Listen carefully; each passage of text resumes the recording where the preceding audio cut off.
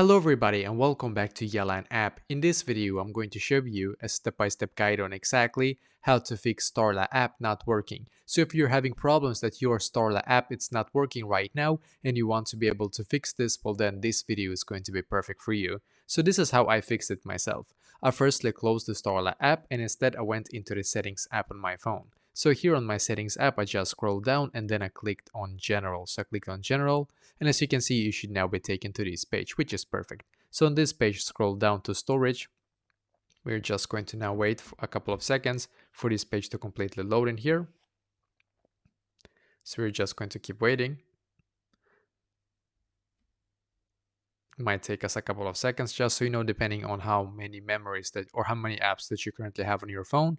So now when it's done, scroll all the way up right like this until you can see the search bar up top and click on search.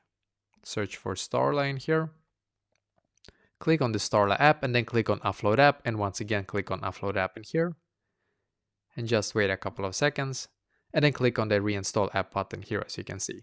Now just simply wait for your Starla app to completely update to its latest version. I did this myself. When it was done, I just went back and now it actually works for me. So hopefully this will be able to work for you as well.